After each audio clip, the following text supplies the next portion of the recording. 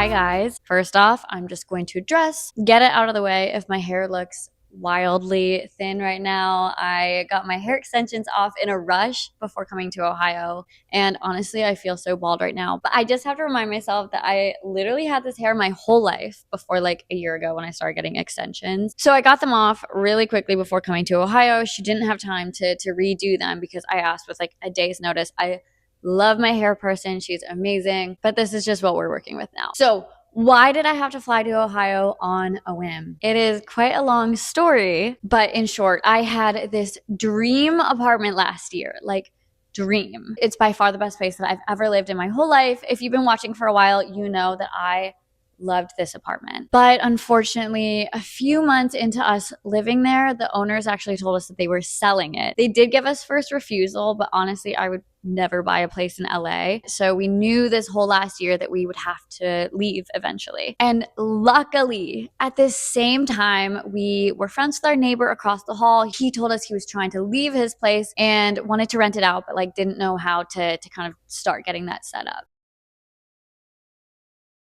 And so we went over to his place and checked it out. And honestly, it was not as renovated as our place at all, but it was good enough. And we were supposed to be in our last apartment through October, but our new landlord neighbor wanted to be out in July. So we got out of our lease with our amazing apartment early because this was an opportunity that we couldn't refuse. All we had to do was move across the hall. He did do a lot of renovations for us before moving in. We got a say in the new fridge, a whole new shower setup. We had a lot of hope that this place would be really good. And long story short, there are many, many problems with this new apartment. And this man has left the country. He's very old, not the most like with it. And so it's not even like I can totally blame him. I think there were just a lot of things that went over his head in giving someone an inappropriate apartment to move into. And we have a lot of work ahead of us. And by we, I mean my husband. I am more what you would call a type A person. And I know this sounds like such a trivial issue, but I think when you have a place where you can't feel at home, it really upends a lot of your life. I had this like really dreamy summer planned in LA, and summer so far has been great. And I'm happy to come here and, you know, be in Ohio and spend a few weeks with my mom. But all in all, I have left and I am hanging out in Ohio, and my husband stayed in LA and he is doing all the fixes, and he assured me by the time I get back, everything will be good. And honestly, that's probably all I'll say about it. I don't want to get into the details about what's wrong with the apartment. And before you guys say anything about the fact that I'm leaving him with all of it, he is only working part-time right now, and he's also just incredibly handy. I am not. I honestly pride myself on how unhandy I am. He is just so fine taking all of it on and letting me, you know, really focus on my work here. I've gotten so much done. My business is ever expanding. We're in a really good period of growth right now, and it made a lot of sense for me to be somewhere where I was comfortable and to have him kind of figure out a lot of those kinks. So anyway, I'm in Cleveland right now, and it's been really nice hanging out with my mom. I think in general, due to a lot of different things that happened growing up, I was always very much of like a chosen family person. But when my dad passed away last year, almost exactly a year now, I feel like I was really cracked open in a lot of ways. I have this craving to like deeply connect with my whole family. So I've been spending more time with my mom. I also haven't really explored Cleveland too much because I grew up in Minnesota, and my mom only moved here when I was out of the house. She grew up here, so she moved out here after my parents got a divorce. And so again, I've been here, but I've never really like explored it through her eyes. So why am I in this big studio?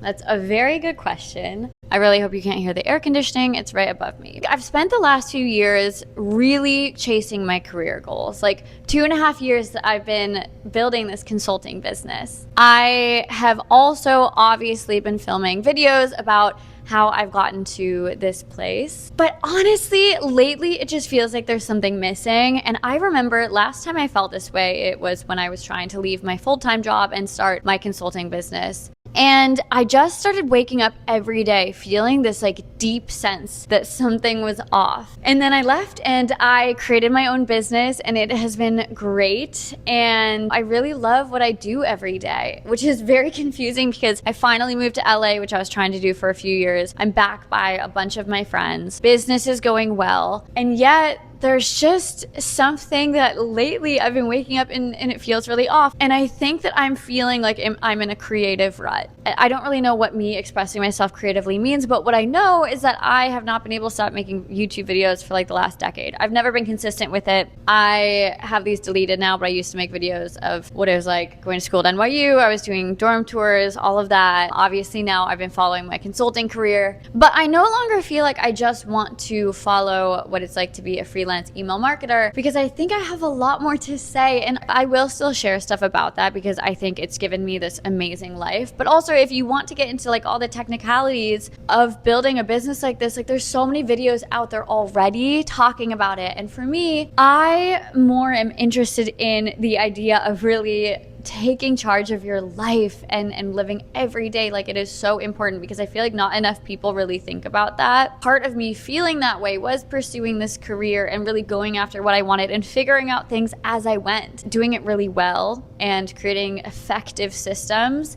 But again, I don't know if I want to just keep making videos of that, because there's so many incredible ones already out there, and I just want to start saying something else, and I don't know what that is yet. So part of me getting this studio space is figuring out my voice and what I want to offer this world. And honestly, if nobody really watches, it's so therapeutic for me to just come to a beautiful space and talk to a camera on the weekends. So I used to write poetry like obsessively. And now if I think about it, in the last 4 years, I have probably written a handful of poems, and that's all. And while it's been on my mind to start again, I actually have this really interesting thing that happened recently that exacerbated my need to restart. Bear with me because it's all relevant to this. So I dated a lot of people, I would say between the ages of 18 and 22. Because when I was 22, that's when I met my now husband. New York is filled with so many interesting people. I just dated a lot of really incredible people doing really cool things. But I never really wanted to settle down. Well, I just loved hanging out with my friends so much back then. And like there was no one who I wanted to devote more time to than my work life and my friends and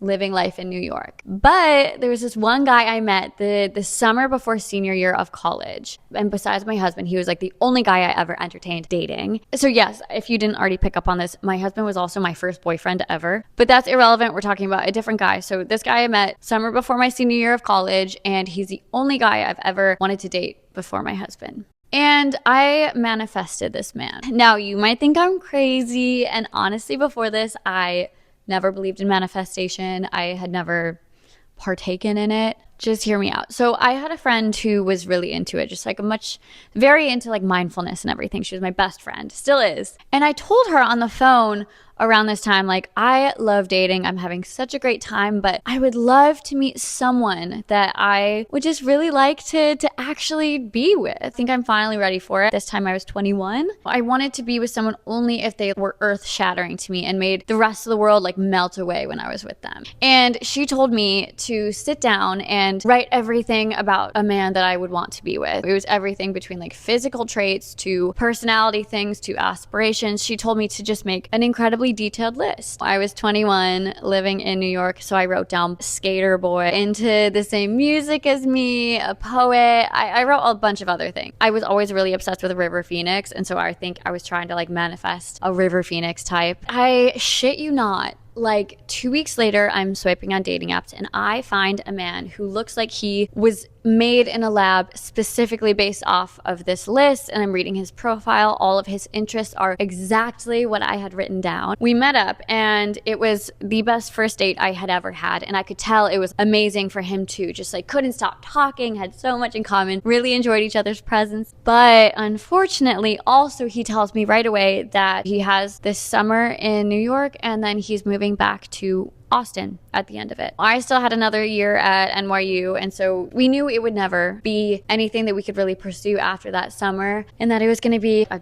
summer fling or something. I'm not going to go into too many details about that relationship because that feels inappropriate, but the part that's relevant to this video I am getting to now. I was on summer break when we met, and he was basically taking a little hiatus from work. That's why he was in New York, and he had complete free time as well. So we basically saw each other like all the time. We would sit and we would write poetry together a lot. Or if we weren't together, there would be times where he would send me some stuff. I would send him some of my work as well. He was like 2 or 3 years older. And because it was my first time being absolutely obsessed with a boy, I always felt like his work was so much better than mine, so much deeper. And I just felt very insufficient compared to him. I doubted my own voice so much back then, and he was so confident in his own voice, which made me exalt him even more. I was like, he's so sure in his voice. It must be real, and because I don't know if I'm good, I must not be good. Whereas honestly, now I go back and I read a lot of those poems, and like, I've always been incredible at writing poetry. Eventually I will get confident enough to show the internet. But the summer came and went, and it did ultimately end. He went back to Austin after that summer, and honestly,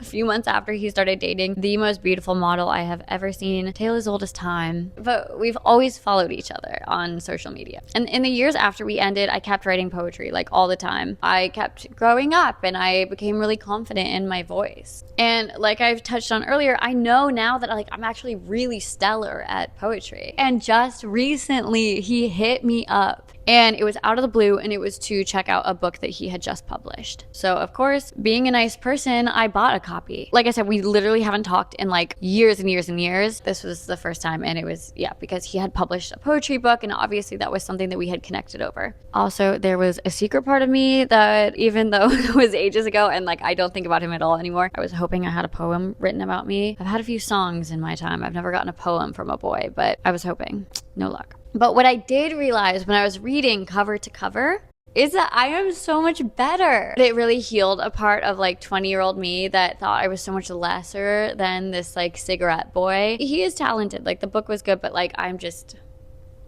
so much better. Look, I don't get overly confident about many things, but I do think this is something I would like to acknowledge about myself. All this to say, I really want to start writing poetry again, but even more than that, I just want to access more of my creative side. I felt it so much in high school when I had no friends, hated Minnesota, just needed to get to NYU, where there were other people who listened to the Arctic Monkeys and stuff. I don't know. I was such an indie kid. Like, you know that meme of like the indie 12-year-olds by the fence? I'm going to insert it here.